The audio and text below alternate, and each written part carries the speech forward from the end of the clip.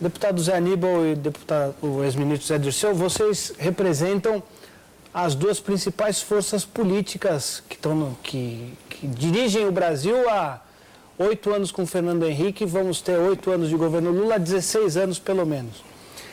E um aspecto que marcou a eleição São Paulo, Rio, Belo Horizonte, já não a primeira vez Porto Alegre, é a pulverização de partidos. No caso de São Paulo, se a gente somar 5 ou 6 candidatos, não totalizam 40 mil votos, ou 30 mil votos a prefeito.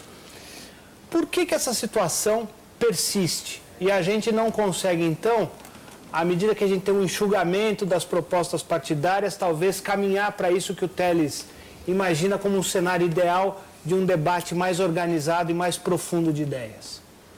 Olha, é legislação, né? O Supremo derrubou a cláusula de barreira. É uma cláusula absolutamente democrática. O contrário é esse democratismo que está aí. Inclusive, vamos falar claro... Peraí, o Supremo derrubou, deputado, desculpa, parece que o Legislativo opera maravilhosamente bem sobre essa questão.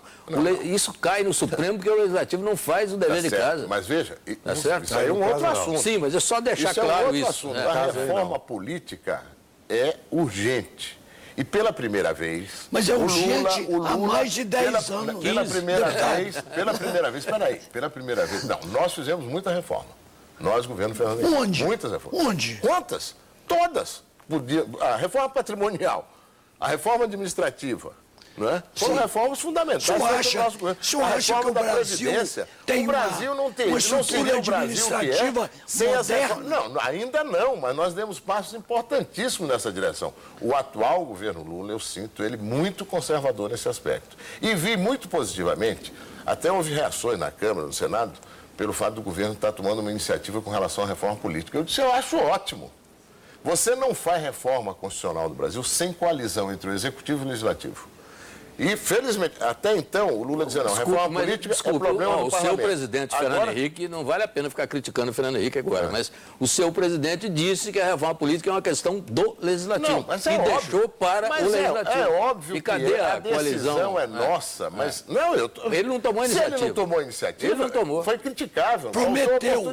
Prometeu. Agora eu estou louvando uma iniciativa do atual presidente que disse, olha, ele até mandou um esboço, tudo bem, é uma contribuição para o debate. Não quer dizer que é aquilo que nós vamos fazer. Mas é importante que a gente faça essa reforma política ano que vem.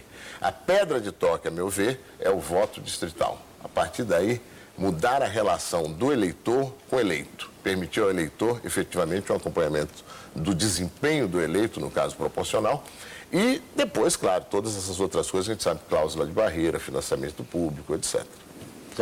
Eu acredito que nós precisamos fazer a reforma política. Foi realmente um erro nosso no primeiro governo do Lula não ter feito a reforma política. Mas no segundo também está se repetindo. Exatamente. No segundo nós não fizemos porque a Câmara não quer fazer a reforma política. O Senado fez toda a reforma política e não dizia respeito a ele.